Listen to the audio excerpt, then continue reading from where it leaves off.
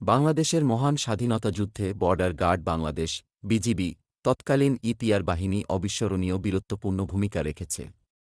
১৯৭১ সালের ২৫শে মার্চ রাতে পাক হানাদার বাহিনী ঢাকার পিলখানাস্থ তৎকালীন ইপিআর সদর দপ্তর আক্রমণ করে।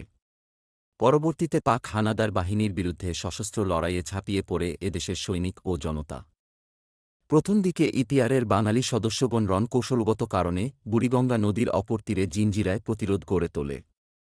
পরবর্তীতে এ বাহিনীর ১২,০০০ বাঙালি সৈনিক, সেনাবাহিনীসহ অন্যান্য বাহিনী ও মুক্তিকামী মানুষের সাথে সংগঠিত হয়ে বাংলাদেশের ১১টি সেক্টরে ৯ মাসব্যাপী সশস্ত্র যুদ্ধে নিয়োজিত থাকে। এ বাহিনীর মুক্তিযোদ্ধাগণ পাক বাহিনীর বিরুদ্ধে সম্মুখ যুদ্ধ, গেরিলা যুদ্ধ ও শত্রুঘাঁটি নিশ্চিহ্ন করতে আত্মঘাতী আক্রমণসহ অসংখ্য দুর্ধর্ষ অপারেশন পরিচালনা করে। মুক্তিযুদ্ধে এ বাহিনীর সর্বমোট ৮০০ জন সৈনিক শহীদ হন।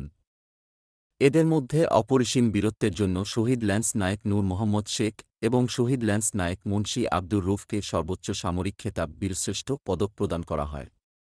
এছাড়া ৮ জন বীর উত্তম, ৩২ জন বীর বিক্রম ও ৭৭ জন বীর প্রতীক খেতাবে ভূষিত হন। মহান স্বাধীনতা যুদ্ধে অবিস্মরণীয় অবদানের স্বীকৃতিস্বরূপ বর্ডার গার্ড বাংলাদেশ, তৎকালীন বাংলাদেশ রাইফেলস কে স্বাধীনতা পুরস্কার ২০০৮ প্রদান করা হয়।